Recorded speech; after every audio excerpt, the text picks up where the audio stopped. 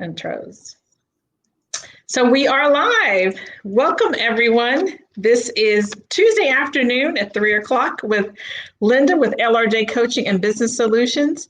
Thank you so much for joining us today. And today we have something very exciting for all of you. We have Tiffany Slater who's going to join us and who has joined us. And she's going to talk to us about how she started her business in the HR world.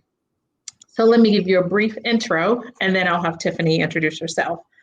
So Dr. Tiffany Slater is the CEO and owner of HR Tailor-Made. Well, congratulations. I didn't know you had your PhD.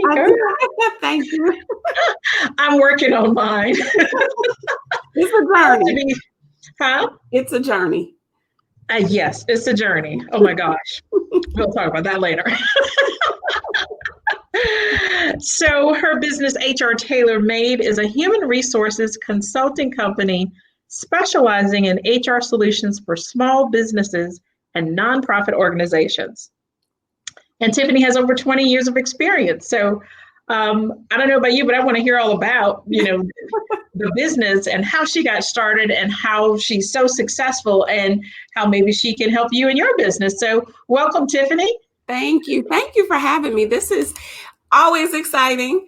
I haven't always been comfortable talking about myself, but as you know, being a business owner, that is something you have to get very comfortable with really quickly. Very quickly. Yes, so, absolutely. Yeah. Mm-hmm. So tell us a little bit about yourself. Okay. Well, I think you've hit all of the high notes besides the fact that I am married. I have 2 children. I have 2 boys. They're 9 and 10, and they are on either side of the wall, homeschooling right now. So if you hear giggling, doors slamming, all of those things, those are children. And it's a symbol of where we are in life right now and how things are. So my husband owns a business himself. He's an entrepreneur. He's an IT guy, and he is a high school girls basketball coach and a high school boys golf coach. So we are a very busy family, and we enjoy creating opportunities for ourselves and showing our children that it is possible to make, a way for yourself as well. Yeah. Absolutely. That's so great. Yeah. Children will learn from their parents that, they don't necessarily always have to maybe go to college, but they can, if they want to start their own business and be successful, they can do it. Yes. And so that's good. I mean, you've got children that are young. They're seeing that you and your husband are successful in what you're doing. And, maybe they will carry on the family trait. Yes. That is yet to be seen. We've got a little ways to wait to go. Yeah, awesome. So Tiffany, tell us, how did you get started? How did you become a business owner? Well, like you said, I've been in HR for over 20 years, and I had gotten to the point in my career where I thought, oh my God, this is the job that I've been waiting for. This is the one that's going to bring me all of the joy that I have ever wanted in a career. And it didn't happen. I was extremely stressed out. I didn't see my children that frequently because I was leaving work while they were asleep and getting home when they were asleep. It wasn't every day, but it was more frequently than I wanted. Right. And the stress started attacking my body, and I had to have 2 surgeries back to back. And I made the decision that I was not going back to work. I wanted to finish out my contract. Right. So I gave 7 months notice that I would not be returning for the following school year. So that is really how it started. I started having a lot of conversations with God, and I knew that something had to change, but I didn't know what that was. Right. And as God does, he started dropping all of these little breadcrumbs for me to follow. Yeah. And I listened and followed, and it led me here. Wow. Well, that's a blessing. Yes. And it's important that we listen when we hear those voices from above, yes. Because if we don't pay attention, we don't know what might happen. And so, yeah, we have to pay attention and follow suit and be patient if that's the direction that God wants you to go into. So Yes. I'm so glad that you did that. Yes. So, what is some of the best advice you can give for your listeners who are thinking about starting their own business? Well, the first thing that I need to say, I need to acknowledge the fact that it's scary. Yeah. It is scary when you spend 20 years working for an organization that is established. You know when your paycheck is going to come. You know where your benefits and insurance are going to, kick in. Right.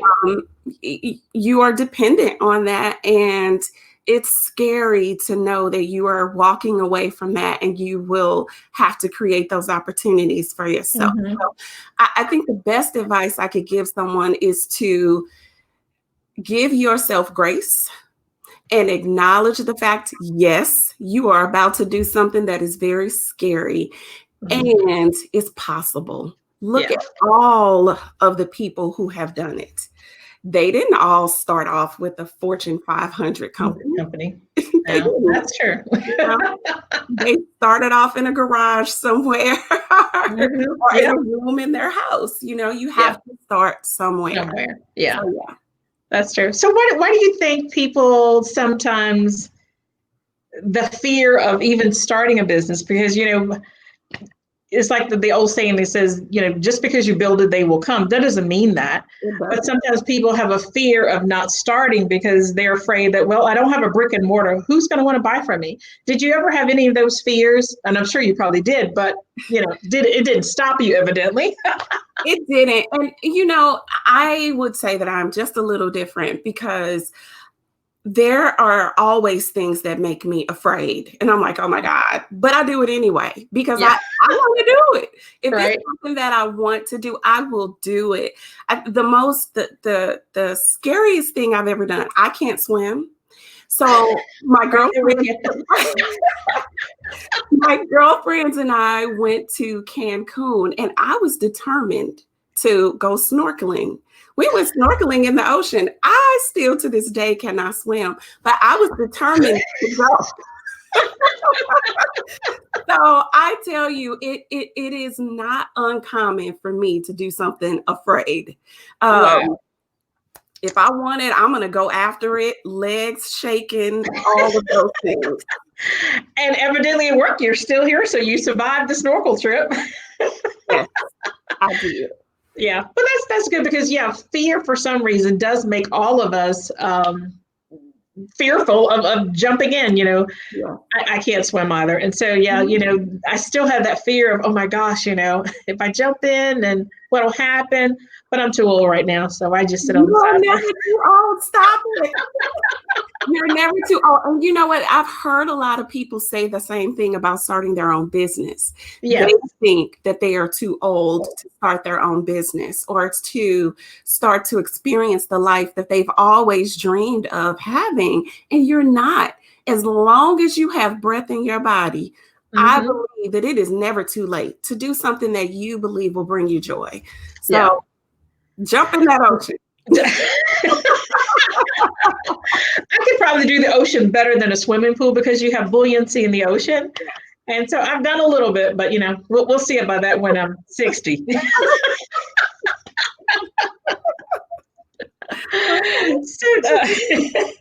So Tiffany, tell us, what drives you to be successful? The one thing that I want to accomplish with my company, first of all, I want to create the life for my family that we want. Right. I think that's a simple answer.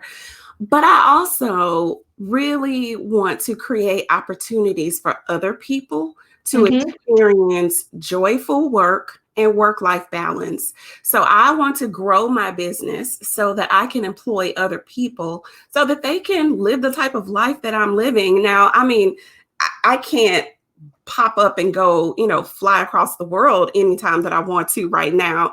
Right. But I do have control of my calendar. I can take a nap in the middle of the day if I want to. So those are the things that so many people would just love to have the freedom to do. Sure. Yeah. So I really, really want to create that opportunity in that work environment for other people. Yeah, that's true. And oftentimes people talk about, well, they want to do this or they thinking about a business, but then they're fearful, but they still want those things. They want time and they want flexibility.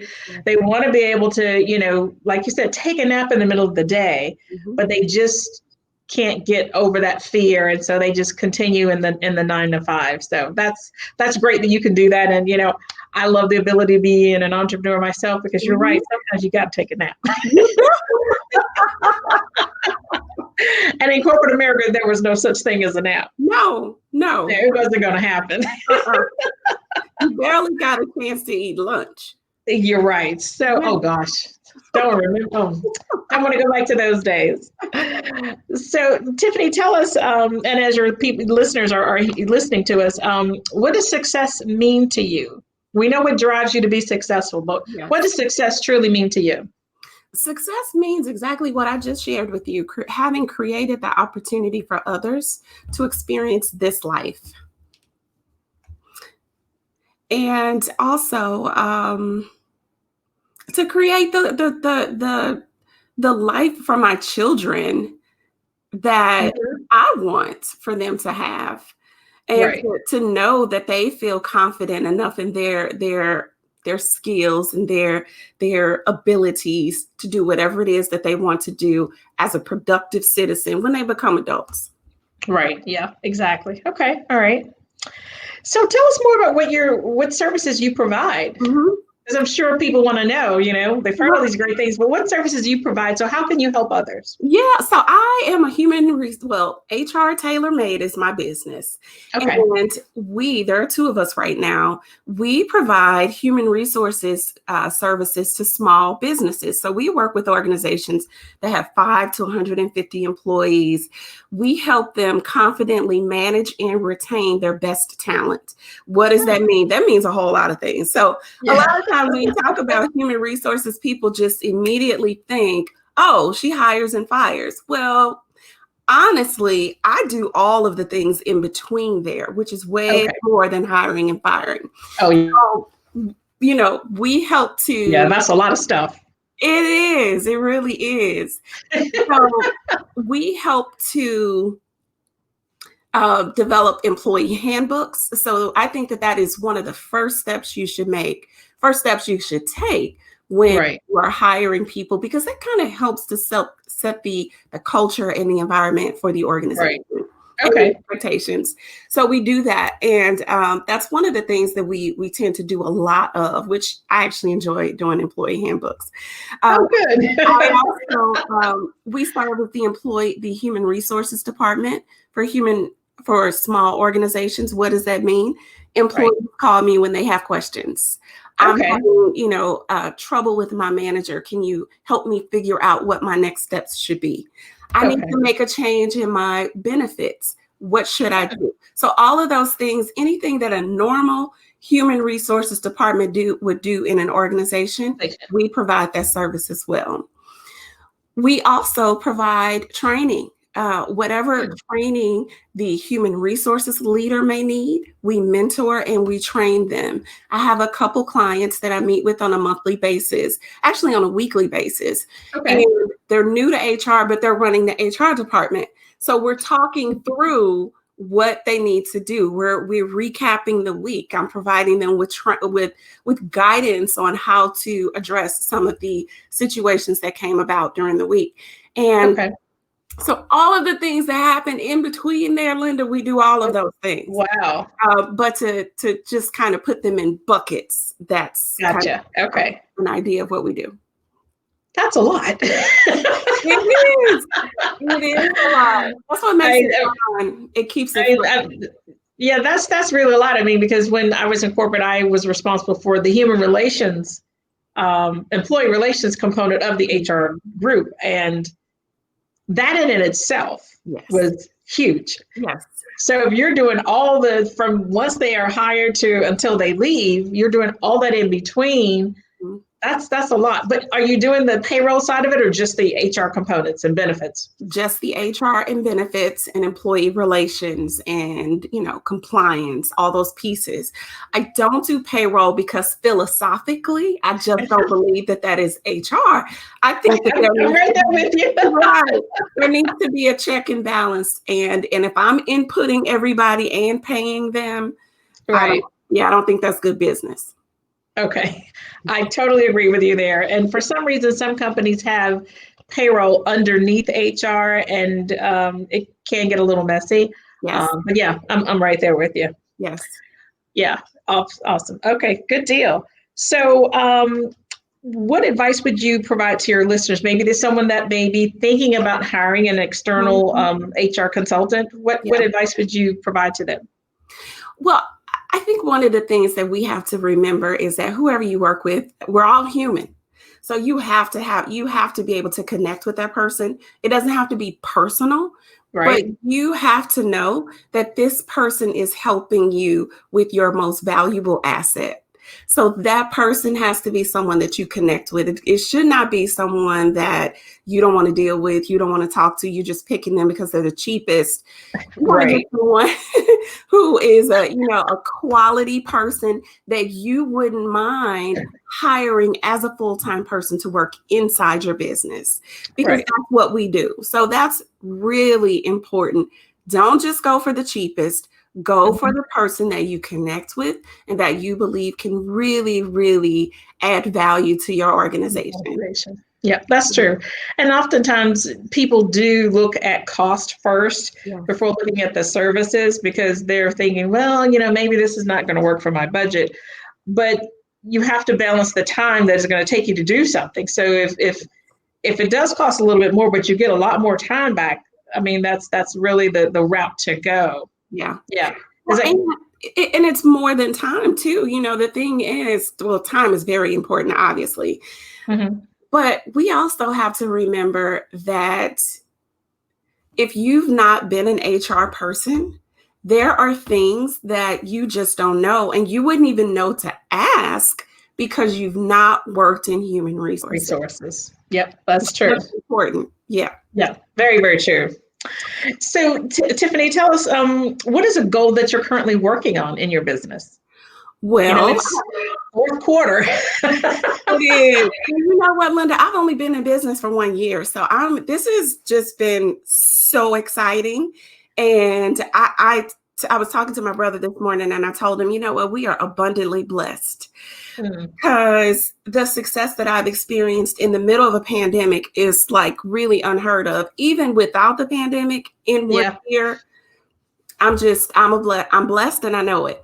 So I am working on developing some online courses for small businesses, because there are some business owners that just can't afford a consultant, yet they still have human resources needs. Mm-hmm. So I don't want to teach them how to be an HR person.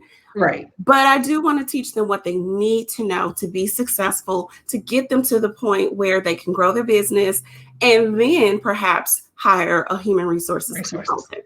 Wow, that's awesome. Can't wait to see about that. Thank you. So when is your launch plan? Is that like Q1 or? Yes. So February 2nd is my launch date. Wow, that's pretty awesome. It is, and it's a little scary, because I don't know why it's scary, but it just is. I guess because I've never done it before. I don't know. Well, it's change, and change is scary for all of us because we're not sure what the outcome might be, or we're like, okay, is someone going to like it, or are they going to buy it? So it's fear, and it's just natural. That's part of growth. But congratulations for that. That's so exciting. Thank you. Yeah. So tell us, what systems do you have in place that help you or have helped you become so successful? Well, I think my relationships with others, because I've been able to get my business strictly from word of mouth. Mm-hmm. And then I would also say the current marketing company that I have has just really done a great job of keeping me in front of people. Okay. So they've done a really good job with that. In terms of the systems, I would say one of the most important things for me is I have to have a to-do list. I'm a list girl and Yeah. I'm a planner. I have to be able to do that. Did I lose you, Linda? You're frozen, or maybe I'm frozen. Okay, it's back now. Okay, okay. All Yeah, right. I can see it. Yeah, you're good. Okay. So I'm a list girl. I print out my Google Calendar each day, just the daily calendar. And I have this template that I use where I have my to-do list. I take my notes and all that. And I keep all of that in a binder. And it really helps me to stay focused. And every Friday, I have a meeting with myself to go back over the week. Yep. So that works for me. It really does. Yeah. Well, you're very similar to me. I'm a checkbox person. Yes. And if at the end of the day, if I have not accomplished something on that list, I don't think that I've been successful. So I'm right there with you. Yes. It feels good to check that little box. You must be a high achiever as well. I am. Yeah. Okay. Yeah. I feel you. Yeah. So, what other tidbits you like to share with your listeners for today, Tiffany? About how can they reach you? What's the best way to find you? So the best way to find me is on my website, which is hrtailormade.com, and Taylor is with an I, not a Y. www.hrtailormade.com, and sign up for my newsletter. I do a blog post every month about a trending HR topic or just something that I get a lot of questions about. Okay. And I'll also, obviously, in my newsletter have information about the courses that I'll be offering, dropping information about that. But I'd love to add your listeners and mine to, my newsletter so that you can, keep up with me. Oh, absolutely. Because you never know who's listening. You never know who might need your service. And with it being Q4, people are now starting to make their plans for 2021. It's so hard to believe we're saying that. I know. I'm so ready for it, though. Yeah. Me too. Yeah.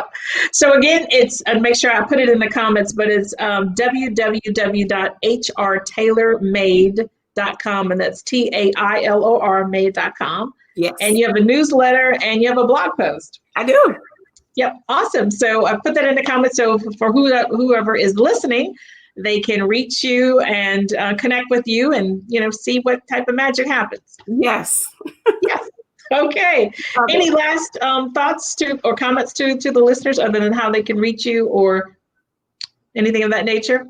Well, my website is a great place to start to reach me, and I have enjoyed having conversation with you, and I look forward to reciprocating on my Facebook page at some point.